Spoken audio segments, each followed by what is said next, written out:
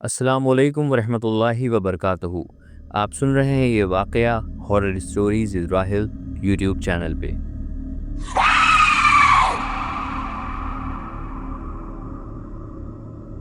आज का वाक़या बाराबंकी में रहने वाले सिराज साहब का है। सिराज साहब अपने वालिदैन और बीवी के साथ ऑफिस की तरफ से मिले मकान में रिहाइश पजीर थे। उनकी बीवी का नाम सबिहा था। सबिहा ने उनके पूरे घर को संभाल रखा था। वो अपने भाइयों में सबसे छोटे थे। उनके 2 बड़े भाई थे। उनके बाद उनसे छोटी एक बहन थी।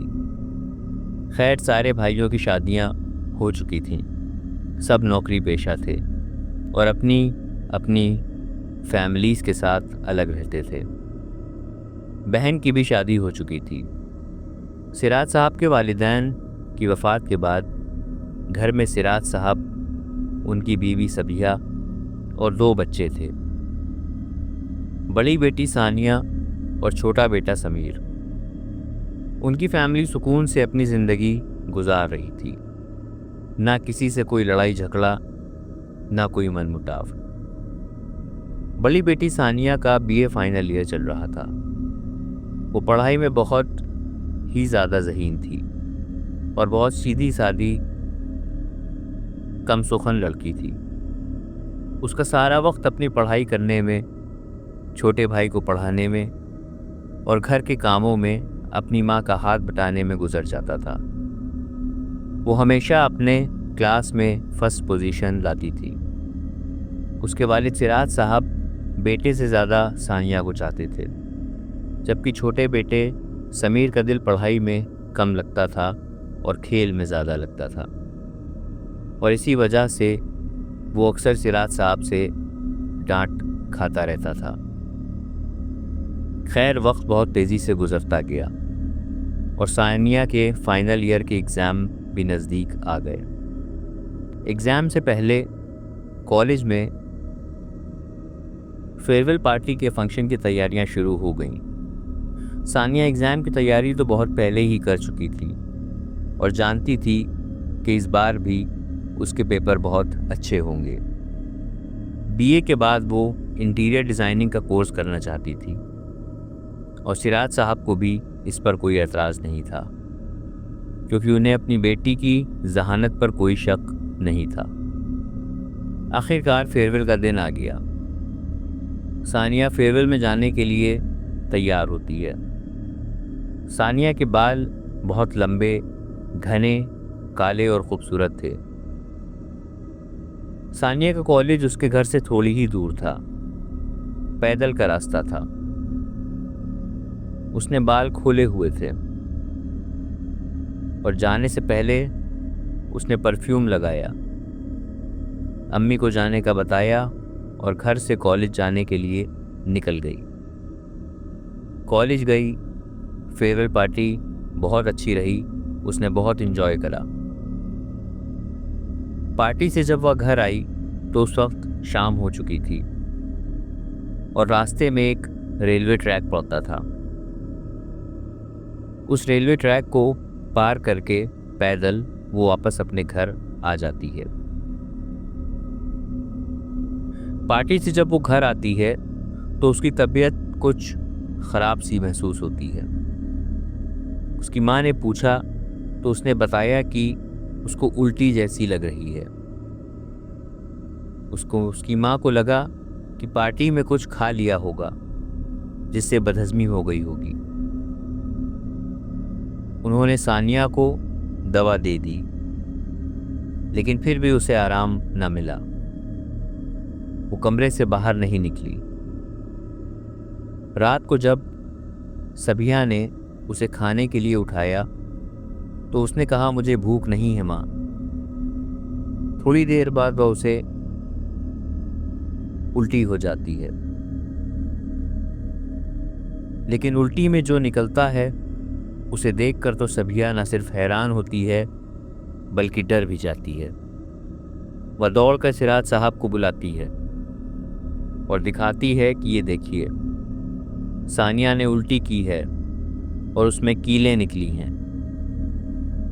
अब सानिया हर वक्त बिस्तर पर ही पड़ी रहती थी और दिन ब दिन कमज़ोर होती जा रही थी।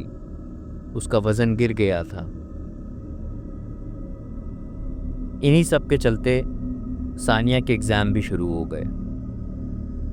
बहुत मुश्किल से सानिया ने अपने पेपर दिए। सानिया की हालत दिन ब दिन गिरती जा रही थी। वो ना तो किसी से ज़्यादा बात करती, ना छोटे भाई को पढ़ाती और ना ही घर के किसी काम में हाथ बटाती थी। दिन भर कमरे में अकेले लेटी रहती थी। उसने अपने कमरे से निकलना ही बंद कर दिया था। उसे अकेलापन बहुत अच्छा लगने लगा था। सिराज साहब के जानने वालों में कई अच्छे डॉक्टर थे। उन्होंने बहुत सारे डॉक्टरों को दिखाया, लेकिन कोई बीमारी होती तो उसका इलाज हो सकता। उसके सारे टेस्ट सही आते। किसी ने राय दी कि दवा नहीं, दुआ से काम लीजिए। सिराज साहब अपने भाई के साथ फौरन ही एक आमिल पास जाते हैं। आमिल साहब बताते हैं कि आपकी बेटी किसी फेर में आ गई है।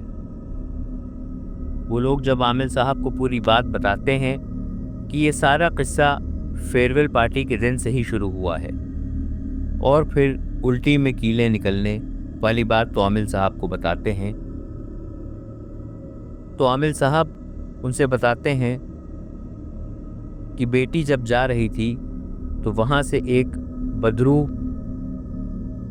का गुजर हो रहा था। बदरू यानी कि हमजाद, और वो अपने पूरे काफिले के साथ थी और उस शख्स की मौत उसी रेलवे ट्रैक पर एक्सीडेंट में हुई थी। सिराज साहब जब आस पड़ोस में पता करते हैं तो आमिर साहब की बात सही निकलती है। उनको मालूम चलता है कि बहुत सालों पहले उस रेलवे ट्रैक पर ही हादसे में एक आदमी कट के मर गया था। वो अपने पूरे लश्कर के साथ सानिया के ऊपर आ चुका है। उसके खुले बाल और परफ्यूम की खुशबू लगाना उसके लिए एक सज़ा बन चुकी थी। सिराज साहब को अपनी नौकरी पर भी जाना होता था और उस पर घर की टेंशन, लेकिन बदकिस्मत इस वक्त सिराज साहब थे और टेंशन का कोई हल नहीं निकल पा रहा था। एक रात सानिया ने अपनी अम्मी से फरमाइश करी कि मुझे नूडल्स खाने हैं। उसकी अम्मी ने उसको कटोरे में नूडल्स लाकर दे दिए। उसने कहा मुझे और नूडल्स खाने हैं, और देखते ही देखते वो 3 कटोरे नूडल्स खा गई। फिर उसने अपनी माँ से कहा कि मुझे मिठाई खानी है। सबिया सोचने लगी, कहाँ तो ये खाने का एक भी लुकमा मुश्किल से खाती थी और आज कहाँ से ये इतने नूडल्स खा गई और अब मिठाई मांग रही है। उन्होंने बात टालते हुए कहा, बेटा अब रात में मैं मंगा दूंगी, तुम रात को मिठाई खा लेना। अभी खाओगी खामख्वाह तबीयत खराब हो जाएगी। वो उन्हें घूरती हुई बोली, रात को अगर मिठाई ना दी तो अच्छा ना होगा। सबिया बेगम उसकी इस आवाज़ से डर गईं और पूरा हाल सिराज साहब को बताया। सिराज साहब ने कहा कि ये सब खाने से इसकी तबीयत और बिगड़ सकती है। तुम रात को इसे समझा बुझाकर खाना खिला देना। रात होती है। सबिया बेगम खाने की ट्रे लेकर उसके कमरे में जाती हैं तो वो बिस्तर पर बैठी उन्हीं को घूर रही थी। कहती है, लो बेटा खाना खा लो। सानिया कहती है, मुझे खाना नहीं, मुझे मिठाई खानी है। सबिया बेगम कहती हैं, बेटा अब रात काफ़ी हो चुकी है, अब तो इस वक्त कोई मिठाई की दुकान भी नहीं खुली होगी, कल ज़रूर मंगा दूंगी। सानिया कुछ देर खामोशी से उन्हें देखती है, फिर कहती है, अच्छा तो मुझे नूडल्स ही दे दो, मैं वही खा लूँगी। सबिया ने नूडल का बर्तन चूल्हे के पीछे छुपा दिया था ताकि सानिया उसे दोबारा खाकर अपनी तबीयत खराब ना कर ले। सबिया बेगम कहती हैं कि नूडल्स तो दोपहर को ही ख़त्म हो गया, समीर ने सारा खा लिया। सानिया खामोशी से उनकी तरफ देखती रहती है और फिर ज़ोर से एक कहकहा लगाकर हंसते हुए कहती है, मुझसे झूठ बोल रही है, चूल्हे के पीछे छुपा है, तूने चूल्हे के पीछे छुपा दिए हैं नूडल्स। सबिया के हाथों से खाने की ट्रे छूटने ही वाली थी और वो खाने की ट्रे वापस ले जाती है और सारी बात सिराज को बताती है। अगले दिन सबिया सोचती है कि सारा फसाद सानिया के लंबे बालों की वजह से हुआ है, यही सारी मुसीबत की जड़ है, और कैंची लेकर सानिया के बाल बिल्कुल छोटे छोटे काट देती है। बाल कटते ही लगता था सबिया बेगम ने अपनी परेशानी और बढ़ा ली है। अब तो हालात पहले से भी ज़्यादा बदतर हो जाते हैं। सानिया की हालत दिन ब दिन गिरती जा रही थी, दुआ और दवा दोनों ही बेअसर थे। एक दिन सबिया बेगम सानिया के कमरे में जब गईं तो वो देखती हैं कि वो बिस्तर पर लेटी छत को टकटकी लगाकर घूर रही थी।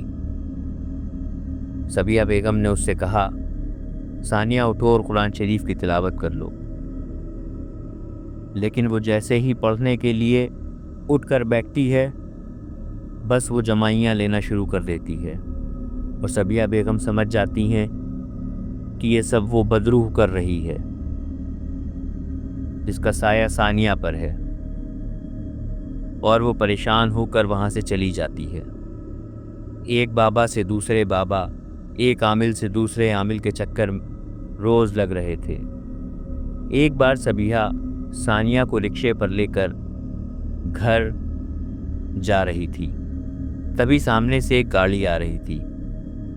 सानिया की आवाज़ भारी हो जाती है और वो कहती है कि अगर सानिया इस गाड़ी के नीचे आ जाए और मर जाए तो क्या होगा। सबिया को इसकी बात सुनकर बहुत हैरानी होती है और उसके होश उड़ जाते हैं। वो घर आकर बहुत रोती है, लेकिन इस सारे मसले का कोई हल नहीं निकल पाता। देखते देखते अब वो दिन भी आ जाता है जब सबिया और उसके शौहर सिराज सारी उम्मीद खो चुके थे और हार मान चुके थे। सानिया पहले से बहुत ज़्यादा कमज़ोर हो जाती है। अब तो वो आंखें बंद करके लेटी रहती है, छत को घूरती रहती है। अब उसने बिस्तर से उतरना और खाना पीना बिल्कुल ही छोड़ दिया था। आखिरकार थक हार कर उनके माँ बाप सानिया को अस्पताल में एडमिट कराने का फ़ैसला लेते हैं और उसको अस्पताल में भर्ती करा देते हैं। अस्पताल में सारे टेस्ट वगैरह होते हैं जो कि सब नॉर्मल आते हैं पहले की तरह, लेकिन उसकी सेहत में कोई सुधार नहीं आया। सानिया रात को एक मर्तबा लेटी हुई थी और खिड़की की तरफ उसकी आंखें थीं। उसकी माँ ने पूछा कि बेटा तुम खिड़की की तरफ क्या देख रही हो। तो सानिया अपनी माँ से कहती है कि वो लोग आ गए हैं, वो लोग खिड़की के बाहर खड़े हैं, वो लोग मुझे लेकर ही जाएंगे, वो मुझे बिना लिए नहीं यहाँ से जाएंगे, आज वो मुझे लेकर ही जाएंगे, वो मुझे नहीं छोड़ेंगे। आखिरकार वो बदरू उसकी जान लेकर ही गई। लड़की के जाने का गम और सबिया और सिराज के लिए बहुत बड़ा सदमा था, जिसे वो लोग बरसों नहीं निकल पाए। कुछ वक्त बाद सिराज साहब इस दुनिया से रहलत फरमा गए और उनके जाने के कुछ 2 साल के बाद सबिया ने भी इस दुनिया को अलविदा कह दिया। मेरे दोस्तों, अक्सर बुजुर्ग कहते हैं, लड़कियों से खासकर, कि खुशबू मत लगाओ, इत्र मत लगाओ, परफ्यूम मत लगाओ, बालों को खुला मत छोड़ो। लेकिन आजकल इस फैशन की दुनिया में बुजुर्गों की बातों को अनदेखा किया जाता है और बाद में हर्जाना उन्हीं को भुगतना पड़ता है और उनके साथ साथ पूरे घर को इसका हर्जाना भुगतना पड़ता है। मेरे दोस्तों, ये वो मखलूक है जो नज़र नहीं आती, लेकिन अगर ये बद है तो ये आपको परेशान करके यहाँ तक कि आपको मार के ही जाती है। इनसे हमेशा दूर रहें, साफ रहें, पाक रहें, आयतल कुर्सी का और कुरान करीम का विर्द करते रहें। दुआओं में याद रखें। मिलते हैं जल्द ही अगले वाक़ये के साथ। अस्सलामु अलैकुम व रहमतुल्लाहि व बरकातुहू।